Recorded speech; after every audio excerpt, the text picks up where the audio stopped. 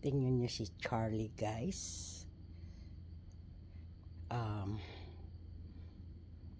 Dalawa lang kami dito sa ngayon. Kasi, ayan. Nagpaiwan kami dito ng anak ko.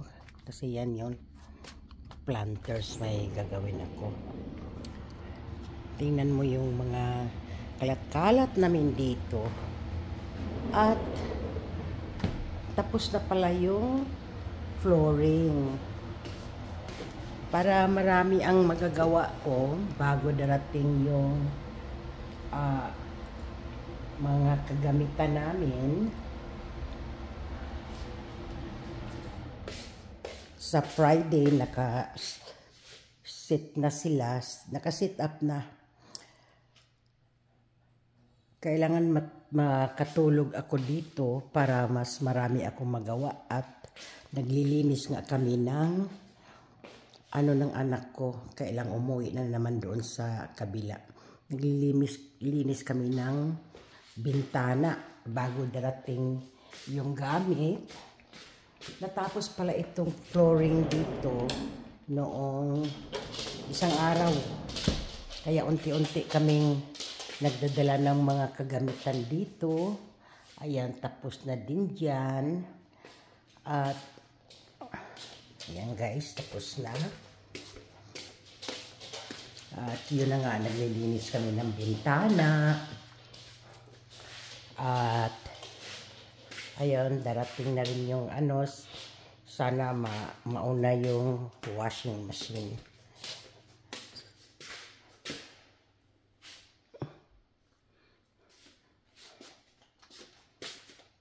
Yan, tapos na rin dito guys. So dito kami matutulog ni Charlie ngayong gabi.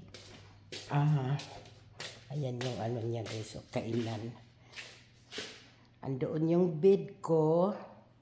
Diyan kami. At yung bed niya, kanina kasi yan hihilahin ko yan.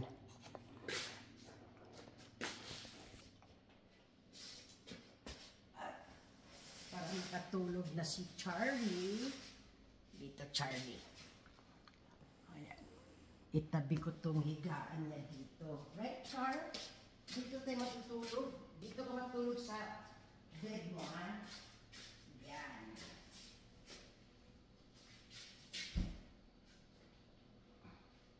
Unti-unti na namin dinala dito yung gamit namin, mga damit, yung kasi yung furniture, sa insurance yun, pinagamit sa amin.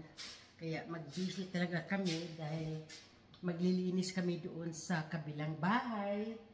At ngayon nga, naglilinis kami dito ng anak ko para pagdating ng mga abubot namin, ready nang isaksak sa mga kabinet. So, at yan ang aking, okay lang ako guys, matakotin ako. Kaya lang, andito si Charlie. Pero nung isang gabi, sabi ng anak ko na punta pala sa tindahan, mag-stop by daw siya. Ay sumama na ako guys, nag-drive na rin ako kahit alas 10 na ng gabi. At yun na nga, parang hindi makaya eh.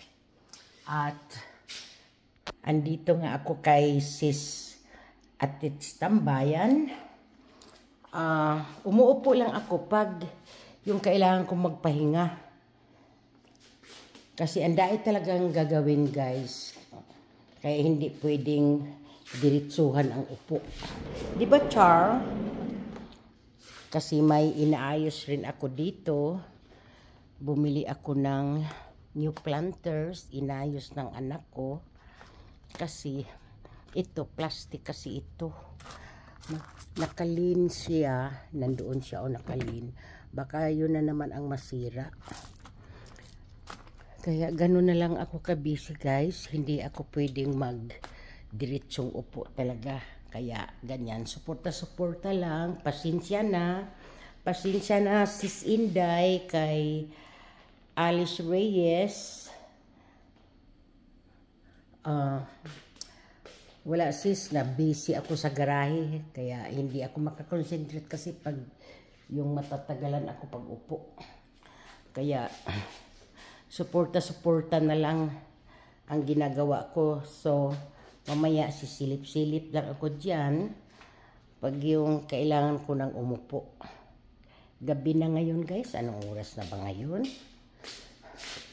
At finally, back to my kitchen.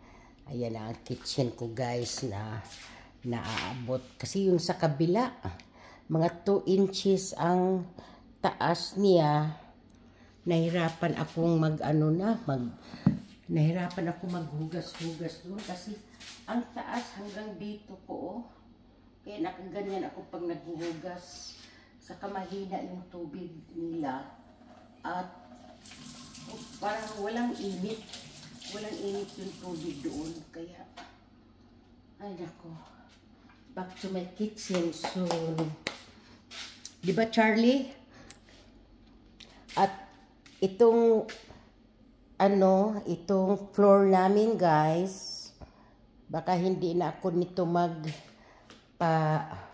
kintab-kintab at si Charlie nga naglalaway. Ha Charlie, mamumurbliba lang ako pagpakintabin ko ito dito. Tapos si Charlie, ayan, naglalaway. At yun, ito ang update sa bahay guys na tapos na ang sahig. At ano ngayon? Anong araw ba ngayon? Wednesday ngayon. So isang araw pa kasi sa Friday naka-schedule na ibalik yung mga abubot namin. Kaya mag-stay ako dito para maaga ang gising at tuloy-tuloy ang gawain. Di ba, Char? Okay. Support lang ako, okay? Okay, sis atits.